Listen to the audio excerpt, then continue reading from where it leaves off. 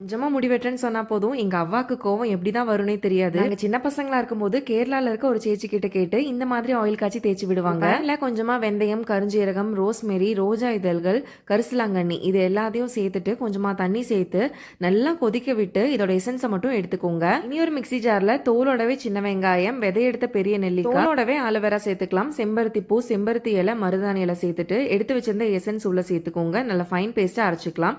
இனி மிச்சம் இருக்க எசன்ஸையும் ஒரு இரும்பு கடாயில சேர்த்துட்டு அரைச்சு வச்சிருந்த பேஸ்டையும் சேர்த்து நல்லா கலந்து கொதிச்சதுக்கு அப்புறமா ஆட்டின சுத்தமான தேங்காய் எண்ணெய் சேர்த்து நல்லா கலந்து விட்டு ஒரு லிட் போட்டு க்ளோஸ் பண்ணி நல்லா கொதிக்க விடுங்க. இந்த பபிள்ஸ் எல்லாம் அடங்கி வரணும். அந்த அளவு நல்லா கொதிச்சு வந்தாதான் எசன்ஸ் எல்லாம் ஃபுல்லா இறங்கும். பாத்தீங்கன்னா பபிள்ஸ் எல்லாம் ஸ்டாப் ஆயிடுச்சு. இதை நெக்ஸ்ட் டே எடுத்து பாட்டில ஸ்டோர் பண்ணி வச்சுக்கோங்க. ப்ராசஸ் யூஸ் பண்ணி அனூஸ் ஹெர்பல் கேர் அப்படின்ற இன்ஸ்டாகிராம் பேஜ்ல இதே மாதிரி ஆயில் ரெடி பண்ணி கொடுத்துட்டு இருக்காங்க. Oil specially made for anti dandruff and hair growth. ரொம்ப வருஷமா பாரம்பரியமா இந்த ஒரு ஆயில் ரெடி பண்ணி கொடுத்துட்டு இருக்காங்க. கான்டாக்ட் நம்பர் ஸ்கிரீன்ல கொடுத்துருக்கேன், பேஜ் கீழே டேக் பண்ணிருக்கேன். தேவைப்பட்டுச்சுன்னா யோசிக்காம ரீச் பண்ணுங்க. மெஷர்மெண்ட்ஸ் வேணும்னா கமெண்ட் பண்ணுங்க. பாய்.